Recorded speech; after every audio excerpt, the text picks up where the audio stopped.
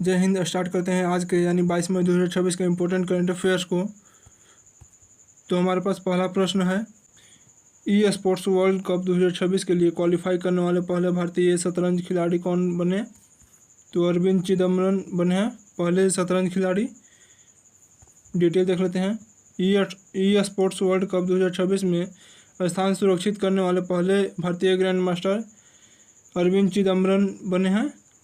E sports world cup 2026 मुख्य शतरंज प्रतियोगिता का आयोजन रियाद सऊदी अरब में किया जाएगा, जो कि अगस्त 2026 में किया जाएगा रियाद सऊदी अरब में, ये याद रखिएगा। अब कुछ रिलेटेड इंपॉर्टेंट पॉइंट्स देख लेते हैं। तो भारत के 94वें ग्रैंड मास्टर कौन है? मयंक चक्रवर्ती 94th नंबर के हैं, जबकि 95वें ग्रैंड मास्टर अरोन्यक घोष हैं। 95th ग्रैंड मास्टर इंडिया के अरोन्यक घोष हैं। सबसे कम उम्र के ग्रैंड मास्टर अभिमन्यु मिश्रा हैं अभी तक, जो कि 12 वर्ष 4 महीने में ग्रैंड मास्टर बने थे। जबकि हाल ही में सेकंड सबसे कम उम्र के ग्रैंड मास्टर बने हैं फास्टिनो ओरो, जो कि अर्जेंटीना के हैं। 12 वर्ष 6 महीना 26 दिन की उम्र में सेकंड ग्रैंड मास्टर सबसे कम उम्र के बन गए हैं। विटली अवार्ड 2026 परवीन शेख और बरखा सुबा को मिला है, लंदन में मिला है परवीन शेख और बरखा सुबा को। हमारे पास नेक्स्ट इंपॉर्टेंट प्रश्न है, मई 2026 में भारतीय रिजर्व बैंक द्वारा भुगतान और निपटान प्रणाली विभाग का नेतृत्व करने के लिए किस नया कार्यकारी निदेशक नियुक्त किया गया है? किसे नया कार्यकारी निदेशक नियुक्त किया गया है? तो गुणवीर सिंह को नियुक्त किया गया है। डिटेल देख लेते हैं। भारतीय रिजर्व बैंक ने 18 मई 2026 को गुणवीर सिंह को नया कार्यकारी निर्देशक नियुक्त किया है, जो भुगतान और निपटान प्रणाली विभाग यानी DPSS का नेतृत्व करेंगे। अब कुछ रिलेटेड पॉइंट देख लेते हैं जो कि हाल ही में नियुक्तियां हुई हैं। तो UIDAI का मुख्य कार्यकारी अधिकारी सौरभ विजय को नियुक्त किया गया है। भारतीय जूनियर पुरुष हॉकी टीम का नया मुख्य कोच फ्रेडरिक सोएज को नियुक्त किया गया है। CBI का निदेशक प्रवीण सूद को पुनर्नियुक्त किया गया है, यानी इनका कार्यकाल 1 वर्ष और बढ़ा दिया गया है। केंद्र सरकार ने लेफ्टिनेंट जनरल NS राजा सुब्रमण्यम को भारत का नया CDS यानी 3rd नंबर का CDS नियुक्त किया है। वाइस एडमिरल कृष्ण स्वामीनाथन को देश का नया नौसेना प्रमुख नेवी चीफ नियुक्त किया है। दक्षिण एशियाई भारोत्तोलन महासंघ के अध्यक्ष सहदेव यादव को नियुक्त किया गया। जियो प्लेटफॉर्म के नए प्रबंधक निदेशक यानी मैनेजमेंट डायरेक्टर के रूप में आकाश अंबानी को नियुक्त किया गया है। नेक्स्ट हमारे पास इंपॉर्टेंट प्रश्न है, भारत में राष्ट्रीय आतंकवाद विरोधी दिवस और विश्व स्तर पर अंतर्राष्ट्रीय चाय दिवस कब मनाया गया? दोनों एक ही दिन मनाया गया है। राष्ट्रीय आतंकवाद विरोधी दिवस और विश्व स्तर पर अंतर्राष्ट्रीय चाय दिवस कब मनाया गया है? तो 21 मई को मनाया गया, दोनों एक ही साथ में। डिटेल देख लेते हैं। 21 मई को भारत में राष्ट्रीय आतंकवाद विरोधी दिवस 21 मई को, जबकि विश्व स्तर पर अंतर्राष्ट्रीय चाय दिवस भी 21 मई को ही मनाया गया। जबकि सांस्कृतिक विविधता के लिए विश्व संवाद और विकास दिवस भी 21 मई को मनाया गया। मेनली यह दो इम्पोर्टेंट है, राष्ट्रीय आतंकवाद विरोधी दिवस और अंतर्राष्ट्रीय चाय दिवस 21 मई को ध्यान रखिएगा।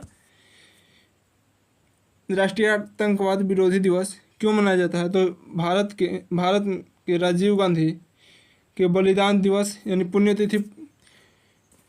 पुण्यतिथि को आतंकवाद विरोधी दिवस के रूप में मनाया जाता है।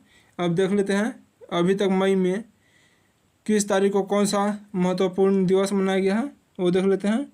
तो 1 मई को अंतर्राष्ट्रीय मजदूर दिवस मनाया गया, जबकि 2 मई को विश्व टूना दिवस मनाया गया, 3 मई को विश्व प्रेस स्वतंत्रता दिवस और अंतर्राष्ट्रीय तेंदुआ दिवस, 4 मई को अंतर्राष्ट्रीय अग्निशामक दिवस और कोयला खनिक दिवस 4 मई को मनाया गया।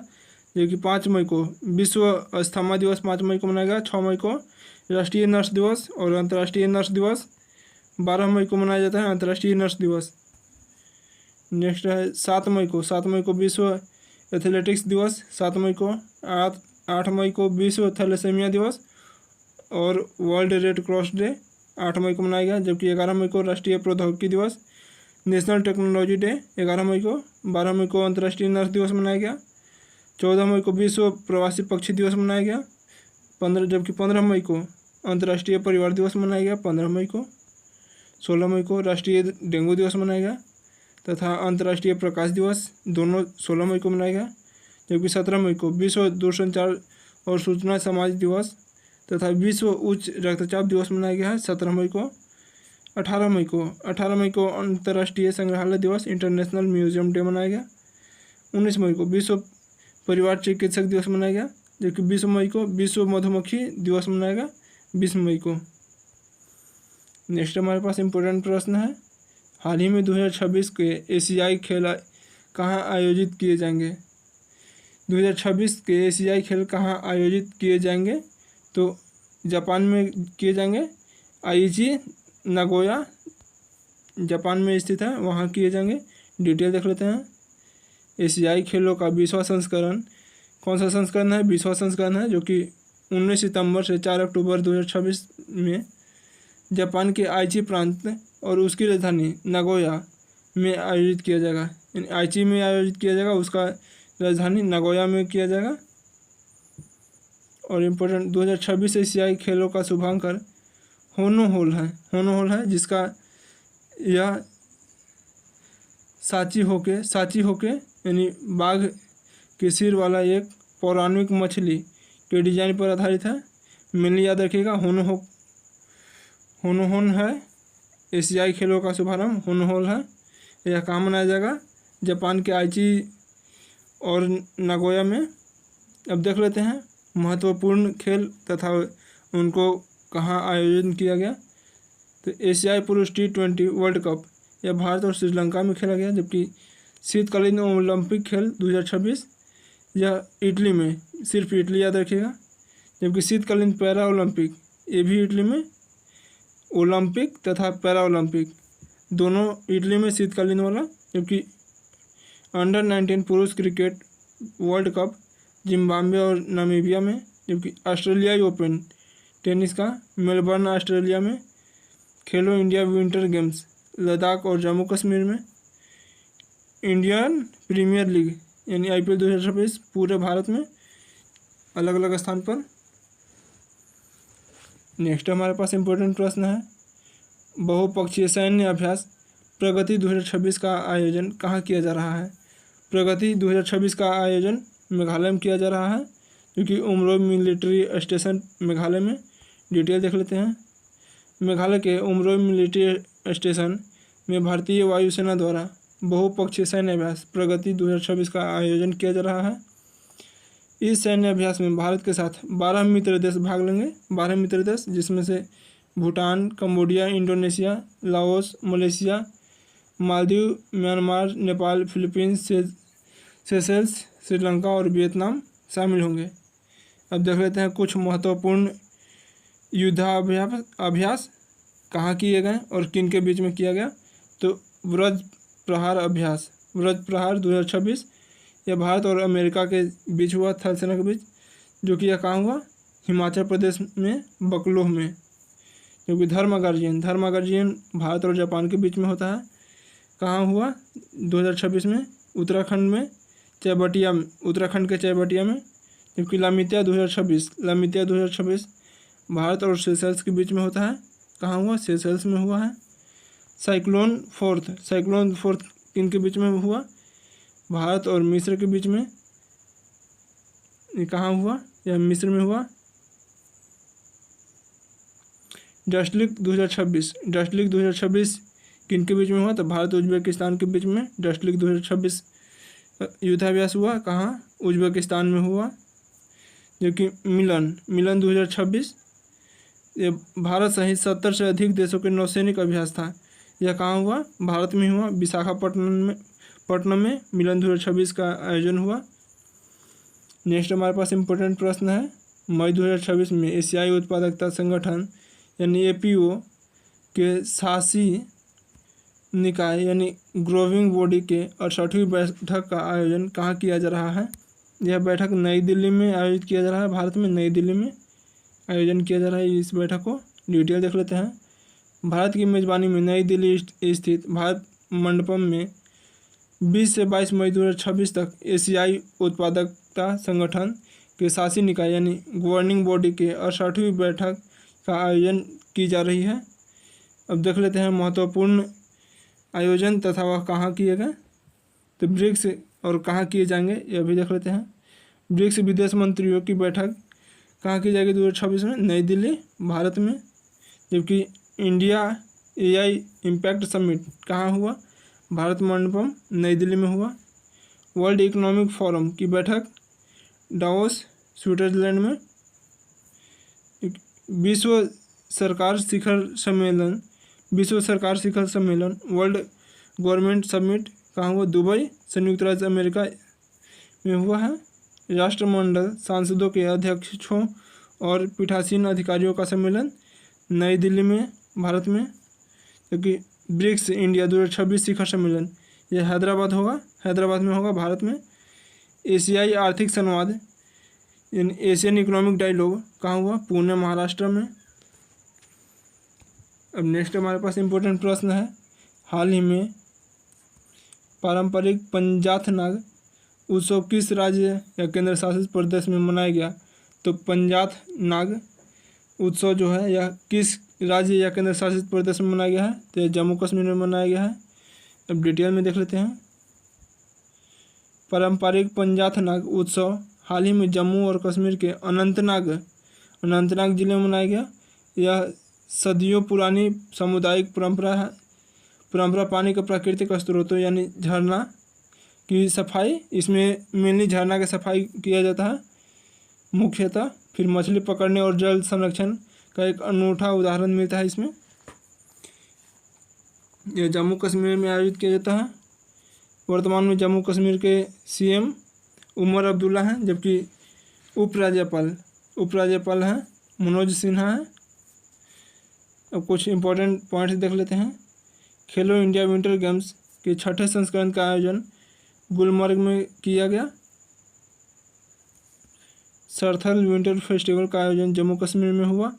जम्मू कश्मीर में 100 दिवसीय नशा मुक्त अभियान शुरू किया गया। गुंज 2026 युवा महोत्सव जम्मू कश्मीर में आयोजित हुआ। गुंज 2026 युवा महोत्सव। भारत की पहली अल्कलाइन बैटरी यूनिट जम्मू में शुरू की गई। एशिया के सबसे बड़े ट्यूलिप गार्डन का उद्घाटन श्रीनगर में किया गया। एशिया के सबसे बड़े ट्यूलिप गार्डन का उद्घाटन श्रीनगर में किया गया। अब नेक्स्ट पॉइंट प्रश्न देख लेते हैं। हाल ही में नासा के उपग्रहों ने किस प्राचीन नदी के 2040 तक पूरी तरह से सूखने की आशंका जताई है? तो यह यूफ्रेटस नदी के 2040 तक सूखने की आशा जताई है। डिटेल देख लेते हैं। हाल ही में नासा के उपग्रहों ने यूफ्रेटस नदी के वर्ष 2040 तक पूरी तरह से सूखने की आशंका जताई है। यह पश्चिम एशिया की सबसे लंबी और ऐतिहासिक नदी है जो तुर्की, साइप्रस, सीरिया और इराक से बहती है 3 देशों में। इसका उद्गम कहाँ होता है यूफ्रेटस नदी का? यह नदी तुर्की में स्थित अर्मेनियाई उच्च भूमि से निकलने वाली कारासू जिसको पश्चिमी यूफ्रेटस कहते हैं, जबकि मुरातसू पूर्वी यूफ्रेटस कहते हैं, यह 2 नदियों के मिलन से बनती है। इसका जल निकाय यह फारस की खाड़ी में लास्ट में आके मिलती है। इसका सांस्कृतिक महत्व क्या है? यूफ्रेटस नदी का सांस्कृतिक महत्व है कि मेसोपोटामिया और बेबीलोन की सभ्यता इसके किनारे ही फली फूली थी। मेसोपोटामिया और बेबीलोन की सभ्यता। धार्मिक मान्यता में ईसाईयत और इस्लाम में इसके धर्मों में यूज किया गया नाम। प्रश्न नेक्स्ट इम्पोर्टेंट प्रश्न है, अंतर्राष्ट्रीय बुकर पुरस्कार 2026 किस उपन्यास को प्रदान किया गया? अंतर्राष्ट्रीय बुकर पुरस्कार 2026 किस उपन्यास को प्रदान किया गया? तो ताइवान टैलोग को अंतर्राष्ट्रीय बुकर पुरस्कार 2026 प्रदान किया गया है। डिटेल में देख लेते हैं। अंतर्राष्ट्रीय बुकर पुरस्कार 2026 ताइवानी लेखिका यांग सुआंग जी और अनुवादक लिन किंग ने अपने उपन्यास ताइवान टैलोग के लिए जीता है। यह मंदारी चीनी भाषा में लिखा गया और अंग्रेजी में अनुवादित पहला उपन्यास है जिसने यह प्रतिष्ठित सम्मान प्रदान किया। यह पहला है जो कि चीनी भाषा में लिखा गया है और अंग्रेजी में अनुवादित पहला उपन्यास है। अब देख लेते हैं ताइवान टैलो को मंदारिन चीनी से अंग्रेजी में अनुवाद किए हैं कौन? लिन किंग अनुवाद किया है। कुछ प्रमुख उपन्यास के देख लेते हैं नाम और तथा उनके लेखक देख लेते हैं। तो मदर मेरी कम्स टू मी के लेखक हैं अरुंधति राय हैं, जबकि दिया सलाई जो कि आत्मकथा है, लेखक हैं कैलाश सत्यार्थी हैं। वाई भारत मैटर्स के लेखक कौन है? विदेश मंत्री एस जयशंकर हैं, जबकि वाइल्ड फिकल्सन के लेखक हैं अमिताभ घोष। अक्टूबर जंक्शन के लेखक हैं दिव्य प्रकाश दुबे। नेक्स्ट हमारे पास इम्पोर्टेंट प्रश्न है 10वां नंबर। हाल ही में कहाँ पर भारत की पहली निजी मरीन गैस टरबाइन सुविधा स्थापित करने की घोषणा की गई है? तो पहली भारत में है, इसलिए इम्पोर्टेंट है, ध्यान रखिएगा ज़्यादा। तो यह विशाखापट्टनम आंध्र प्रदेश में स्थापित करने की घोषणा की गई है। डिटेल में देख लेते हैं। हाल ही में भारत की पहली निजी मरीन गैस टरबाइन सुविधा विशाखापट्टनम आंध्र प्रदेश में स्थापित करने की घोषणा की गई है। यह भारत की पहली निजी मरीन गैस टरबाइन सुविधा स्थापित करने के लिए भारत फोर्ज लिमिटेड कंपनी ने आंध्र प्रदेश सरकार के साथ समझौता किया है। कौन सा कंपनी है? Bharat forge limited. Next point है आंध्र प्रदेश की राजधानी कहाँ है? अमरावती में है। वर्तमान मुख्यमंत्री कौन है? एन चंद्रबाबू नायडू। जबकि वर्तमान में गवर्नर कौन है? सैयद अब्दुल नज़ीर वर्तमान राज्यपाल हैं। कुछ इम्पोर्टेंट पॉइंट्स देख लेते हैं। गंगम्पा जतारा महोत्सव 2026 आंध्र प्रदेश में आयोजित किया गया। आंध्र प्रदेश सरकार ने 13,000 करोड़ का विशाल मिशन मशरूम शुरू किया है। सरकारी स्कूल के छात्रों के लिए रागी जावा कार्यक्रम को आंध्र प्रदेश ने 2029 तक बढ़ा दिया है। आंध्र प्रदेश के सरकारी स्कूल के 21 दिव्यांग बच्चों के एक समूह ने एवरेस्ट बेस कैंप तक की ऐतिहासिक ट्रैकिंग सफलतापूर्वक की है। नेक्स्ट हमारे पास इम्पोर्टेंट प्रश्न है स्माइल मिशन किन दो अंतरिक्ष एजेंसियों का एक संयुक्त और प्रमुख सहयोग है? तो यह यूरोपीय अंतरिक्ष एजेंसी और चीनी विज्ञान अकादमी का यह एक संयुक्त सहयोग है। तो स्माइल का फुल फॉर्म क्या है देख लीजिए। नेक्स्ट है हमारे पास पॉजिटिव डोप टेस्ट के बाद किस संस्था ने अंकित और जयेश पटेल को 3 साल का प्रतिबंध लगाया है? तो यह राष्ट्रीय डोपिंग रोधी एजेंसी, इसने 3 साल के लिए प्रतिबंध लगाया है। किन पर? तो अंकित और जयेश पटेल पर। नेक्स्ट हमारे पास इम्पोर्टेंट प्रश्न है मकाओ में आयोजित 11वें सांडा विश्व कप 2026 में भारत ने कुल कितने पदक जीते हैं? तो मकाओ में आयोजित हुआ था 11वां सांडा विश्व कप, उसमें भारत कुल 5 पदक जीता है, जिसमें से 2 गोल्ड है, 1 सिल्वर तथा 2 ब्रॉन्ज है। ये 5 पदक जीतकर तीसरा स्थान हासिल किया है। नेक्स्ट हमारे पास इम्पोर्टेंट प्रश्न है हाल ही में केंद्रीय सूचना आयोग ने किस संस्था या संगठन को आरटीआई एक्ट के दायरे से बाहर करने का फैसला किया है? तो आरटीआई एक्ट से बाहर किया है भारतीय क्रिकेट कंट्रोल बोर्ड को, बीसीसीआई को बाहर किया गया है। नेक्स्ट हमारे पास इम्पोर्टेंट प्रश्न है मई 2026 में केंद्रीय गृह मंत्री अमित शाह ने जन सुविधा केंद्र का शुभारंभ किस स्थान से किया है? तो जन सुविधा केंद्र का शुभारंभ बस्तर छत्तीसगढ़ से किया है। नेतानार बस्तर छत्तीसगढ़ में इसका शुभारंभ किया है। यह प्रीवियस क्लास क्वेश्चन है जो कि पिछले क्लास में मैं पूछा था कि हाल ही में विश्व स्वास्थ्य सांख्यिकी 2026 वर्ल्ड हेल्थ स्टैटिस्टिक्स 2026 रिपोर्ट किस वैश्विक संगठन द्वारा जारी किया गया? तो यह WHO द्वारा जारी किया गया था, विश्व स्वास्थ्य संगठन द्वारा। क्वेश्चन फॉर यू, यह आज के लिए आप लोगों के लिए क्वेश्चन है हाल ही में चर्चा में कल्सर परियोजना मुख्य रूप से भारत के किस राज्य में स्थित है? इसका आंसर आप लोगों को कमेंट में ज़रूर बताना है कि यह कल्सर परियोजना किस राज्य में है। तो thank you, keep learning keep growing. जय हिंद, मिलते हैं अगले वीडियो में। जय हिंद।